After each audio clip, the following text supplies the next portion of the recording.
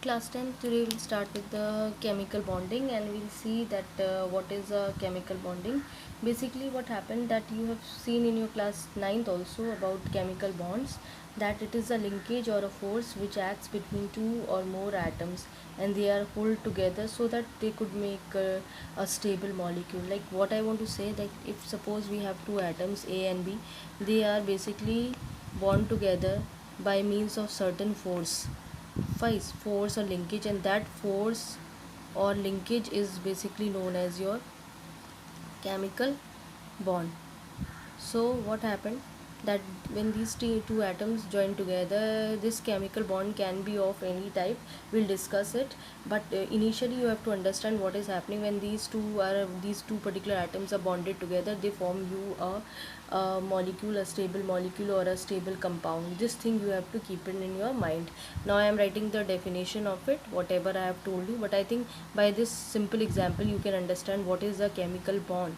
So this is this particular thing which is holding these two atoms together, or this is a force or linkage, that is your chemical bond. Now this is the definition which you can copy: the linkage or a force which acts between two or more atoms to hold them together to form a stable molecule is known as chemical bond. But we should think about other elements also, because before starting with the chemical bondings in detail, we should know that what type of elements are there. That is also very important. Now I have written the first element, that is the noble gas or the real gases. You can write down noble gases over here, and you know it about it. They have your stable electronic configuration, right? They have stable electronic configuration. Now you know what is a stable configuration, because we have discussed it earlier also. So we'll see that what is a stable configuration. They contains two electrons in their outermost orbit, or 8 electrons in their outermost orbit, right? So I am writing the shortcuts: 2 electrons in their outermost orbit or 8 electrons in their outermost orbit, right? So you must be knowing the 2 electrons in their outermost orbit means duplet rule is, they are showing duplet rules, and 8 electrons in their outermost orbit, this shows octet rule. That also is also be clear to you. Duplet rule, it's been shown by these particular examples, and octet rule, right? They do not share, I've written, they do not gain, share or lose electrons. This is also a concept of noble gas. I'll give you the examples of 2 and 8 electrons. This much you can copy, right? So this I have written. Helium is the example which contains 2 electrons in their outermost orbit. Its atomic number is also 2. Neon contains 8 electrons in their outermost orbit. Basically its atomic number is 10. So you know how to calculate the electronic configuration, 2 comma 8. So this way you can judge that it contains 8 electrons. There are other noble gases also, argon, krypton, so they all come in this part. Right now the noble gases is clear to you, right? Other than noble gases are the ones which have stable electronic configuration, but other elements, if you see, they are not at all having the stable electronic configurations, because their outermost orbit is complete. Why they are stable? Because their outermost orbit was complete, but other elements are not stable because their outermost orbit is not completed. Let's focus on this one example, like sodium. Just see its outermost orbit, and this it contains 1 electron. It means its outermost orbit is incomplete. So this particular element have unstable electronic configuration because its outermost orbit or shell is incomplete. So this particular element can lose the electrons also, gain also. Means basically this is the concept from metal, so they will lose the electrons. So what happened, the other elements, if we are talking about other elements rather than noble gases, so that particular elements can lose, gain or share electrons, and they are chemically reactives. I mean, this one is chemically reactive, but noble gases are not at all chemically reactive. They are unreactive or they are inert. So we are starting up with the metals, and I have already told you about the metals. I am giving you one example that it contains 1 electron in its outermost orbit. It is incomplete. So this particular element is capable to lose the electrons, and we know that the metals contains 1, 2, 3 electrons in their outermost orbit. right? So this is the case, and 4 is also a case. There are certain examples of lead having plus 4 valency, tin is having plus 4 valency, so these things are there. Now we can focus on the non-metals also. Now I have written a non-metal, that is fluorine, and its electronic configuration is 2 comma 7. So its outermost orbit is also incomplete, but it will not lose electron, it will take one electron, because how much electron it needs one electron to complete its outermost orbit, so it will take an electron, right? So one electron is being taken up by this particular, you can say, atom. And let's come a point in that what all elements can come in the non-metals. I have already discussed the elements having 5 6 7 electrons in their outermost orbit, right? So 5 6 7 electrons in their outermost orbit. 4 is also a case, because I have already discussed carbon was there. So in non-metals, carbon is an example which contains how much? 4 electrons in their outermost orbit. So this is also a case, right? Over there also I have told you, and in non-metals also I am telling you. So these things should be keep in, you should take this thing in your mind, that when you are starting it with your chemical bonding, this much you should know about noble gases, metals and non-metals. Now the next head, we have to see the reason for chemical bondings between atoms. First thing is that you know that the force was acting between the atoms, and they were helping the atoms to combine together so that they could form a molecule, or they could form a compound. So, and the second point we came across, that this only happens because each and every atom wants to make itself stable by making its electronic stable, so that it could come nearest to the noble gas, right? You are getting my point, that chemical bonding is important, because it's basically it was a force which was holding the two atoms together so that they could form a molecule. And these particular molecules are, why they are holding together or forming a molecule, because they want to make their electronic configuration stable, because all the atoms are of all the elements are not noble gases. So what happened, the atoms of elements are not at all noble gases, they have their own concepts. So by losing or gaining or sharing electrons, they make their electronic configuration stable, and they become nearest to the noble gas. Let's focus on with one example also. I've written the concept of point what I want to tell you, so it's written over here, whatever I have mentioned you in easy English, so you can copy it up. Now let's come to with an example to understand what we want to say, why we want chemical bondings between atom. And the point is that I have taken this particular element and its atom I have took, and I have written the electronic configuration 2 comma 8 comma 1. Now you know its outermost orbit contains one electron, so it's a metal, it will be have a tendency to lose this electron. So once it will lose the electron, its electronic configuration will become like this, 2 comma 8. Now first thing, that it has completed its rule, that is the octet rule is been complete, that its outermost orbit is now containing how many electrons? 8 electrons. So one thing is been completed by that, 8 electrons in the outermost orbit. First thing, so what he has completed, or what this particular atom is completed, the octet rule. Second thing is that, see the electronic configuration 2 comma 8. 2 comma 8 is for neon. Neon atomic number is 10, and it's resembling to which noble gas? Neon. Now after losing one electrons, sodium atom will definitely changes to an ion, and now this ion will start what you can say, its electronic configuration will be same as neon gas. So that's why each and every atom of an element try to make themselves stable to become nearest to their electronic configuration should become nearest to the noble gases. So over here, if it will lose one electron, it's also its electronic configuration will be stable by making itself to a nearest noble gas. Let's comes to a non-metal, where you have chlorine. Chlorine contains 7 electron in its outermost orbit. This particular this thing, atom of chlorine, will not lose its 7 electron, it will gain 1 electron. So suppose it will take one electron, बाहर से इसने एक electron ले लिया. Now its electronic configuration will be like this, 2 comma 8.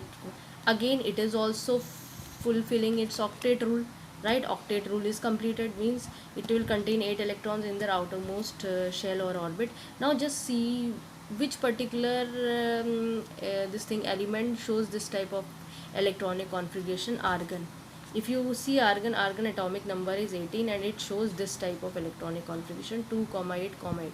So what happened, by taking up one electron by this atom of chlorine, it make, first of all it makes its electronic configuration stable, and its electronic configuration were coming nearest to the noble gas, that was argon. This was my point, why we need chemical bondings, right? So there are different ways or different methods how we can go for chemical bondings. Let's focus on it, and this is a detailed part in our course. Now we'll focus on the methods for achieving chemical bondings, that why or what sorry methods we use for making chemical bondings. There are two methods, one is electron transfer method and other is electron sharing. Now let's focus on the electron transfer. Now what type of electrons are transferred? All the electrons are not transferred, right? So electrons transfers are of valence electrons. The electrons transfer of valence electrons we do from one atom to another, from one atom to another. This is also very important, that from where you are transferring to which particular atom, right? So there is the transfer of valence electron takes place from one atom to another, and what type of bonding it will lead, or if the bonding that will be formed, that will be your electrovalent bonding, right? And this particular electrovalent bonding will form you compounds that are known as electrovalent compounds or ionic compounds. One more thing, this electrovalent bonding is also known as your ionic bonding also. You can write down it as ionic bonding. Now this must be clear to you, that how this ionic bonding or electrovalent bonding is formed, and what type of compound they will form, ionic compounds and electrovalent compounds. Now this is clear. Now let's come to the next point. Now the next way how the chemical bonding can be achieved, by electron sharing. And over here the electron sharing of pair of electrons between two reacting atoms takes place, that leads to covalent bonding, and later on the compound that this form is known as your covalent compounds. And this particular covalent bonding is also known as molecular bonding. So the compound that will be formed is known as molecular compounds. Now you can see this, I have written that the pair of electrons are being shared between two atoms, two reacting atoms, that leads to form covalent bonding, which is also known as molecular bonding. And the compound that is formed by this particular bonding is known as covalent compounds or your molecular compound. We'll see with the help of the example, then only you will understand what I want to tell you. So I made this thing, and we are focusing on the first point, where there is a transfer of electrons takes place. If you focus on this particular atom, this is for sodium, and this is for this particular atom is for chlorine. Now we know the electron is transferred. What happened in case of, it is the case when the transfer of electron takes place from one atom to the other atom. So this is the metal, it will transfer it electrons from this side to this side, right? Because it, after removing this electron, its electronic configuration will change, it will become stable, and after accepting this particular electron, its electronic configuration will stable, right? This portion you have seen in class 10th. I am making this thing, please, but don't focus on this type of reactions, because in class 10th this orbital structure method is not there. We have the ionic structures are there, but it's your first time to understand my concept, that's why I am drawing it. So you will remove you will transfer this electrons from sodium to Cl. Now the new diagram will be not like this, it is will be different. See the diagram, that this particular this thing structure is its electronic configuration is 2 comma 8. Now it is not an atom, it has become an ion, and this side is also it's an ion, and its electronic configuration is being changed, its electronic configuration is also changed 2 comma 8 comma 8. Now please focus on it. This time they have, now they are not at all atoms, they have changed themselves to ion. It is giving one electron, so it will acquire a positive charge. It is losing one electrons, so it will acquire it is losing one electron, it will acquire a positive. It is gaining one electron, it will acquire a negative charge. So this way, now you can understand, I have just made that the electron that was transferred, I made it over here, so that you can see that this electrons that has been moved from this side, from the sodium atom, now it's reached to the chlorine atom.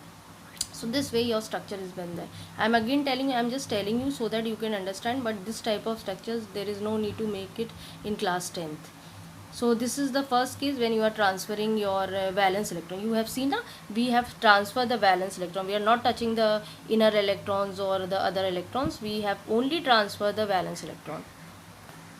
Now we are focusing on the other case where we have to see the sharing of electrons takes place. Now we have took the atoms and they are of chlorine and both are similar atoms of chlorine, and you know, you cannot transfer the electron in this case. If you will give one electrons from here to this part, then what will happen, this will contain 6 electrons and this will contain 8 electrons. So if you transfer from this side to this, then also the same story, it will contain 6 electrons, it will contain 8 electrons. So it means that is a wrong concept. So it's better they go for sharing, and this thing you have seen in your class 9th also. So because the point is that in this example both of them is having the same electronegativity. You have seen in your previous chapter in your periodic properties, in that electronegativity was a factor. So over here the both the atoms are having same, both are for chlorine atoms, so both have same electronegativity is being there, right? So they go for sharing, and I am just making the diagram how these particular electrons are shared. Now this is the diagram, and you know the electrons will be shared, they will come over here, right? I have made the entire diagram so that you could understand why it's happened, but if you will make, you will take the outermost orbits to understand, right? So what will happen, these two electrons, now when you hide this thing, just see the outermost orbit of chlorine atom over here. It's also containing 8 electrons, 6 are there with black one and 2 with the sharing electrons, right? If you hide this thing, you see this part of chlorine atom, you'll see that 6 are its previous and 2 is the shared electrons, right? So this way the electrons are shared. Now by looking these diagrams, now you can see that its electronic configuration is 288 over here, and over here it's 288. So both are stable now, and they are behaving to the nearest noble. The electronic configuration is becoming that is become stable, and it's nearest to the noble gas. You know 288 is for what? That's for argon. So this way you can say that this particular these particular atoms have now have make their electronic configuration stable by sharing the electron. Now we'll focus on this about the periodic properties which affects the chemical bond formations. The point is that now you have seen two types of bonding, the ionic bonding as well as the covalent bonding. But for the formation of these bonds, you should know certain rules. That is very important. Then only you can form a particular compound, whether it's an ionic compound or a covalent compound. So we'll focus on the first part, that is your ionic compound, and we'll see that what are the important things which you should remember, because you know in ionic compounds one metal was there, another was a non-metal. This thing was clear to you. So there were certain points and we have already discussed them in your periodic properties. Over here I'm just writing it, like for if you see the ionization potential, you know that the metals have, your metal atom have low ionization potential value, but non-metals have a greater ionization potential value. So these things you should remember about ionization potential or electron affinity, or about electron negativity. So I'm writing each and every point so that whenever you will see your compounds, you can easily tell if it's come in the objective part. So we are focusing on the first point about ionization potential. I have written a shortcut IP. You know about the metals, right? That metals have the, whatever the metallic atom is being given to you, it has a very low value of IP, and because of it, they being a low value of IP, they can lose the electrons, right? And they very easily form the cations. But in case of non-metals, if you talk, it's just opposite. Like if you are seeing a non-metallic atom, then you have to see that its IP will be high value will be there, and they will form anions. So this is the first point which we focus on electrovalent compounds. Then we have the other point also, like electron affinity. What is the requirements in case of electron affinity? Now we are focusing on the electronegativity. You know that higher the value of electronegativity, non-metals always have a higher value of electronegativity, electron affinity, and they are once they have a high value of Ea, they will very easily they'll form anion. You know, na, they'll accept the electrons and they'll form anions. So this is the case. This point also you have to see. In metals we have seen low value of ionization potential and vice versa. So if the metals are having low value of IP, then they will the anions will have the high value of IP.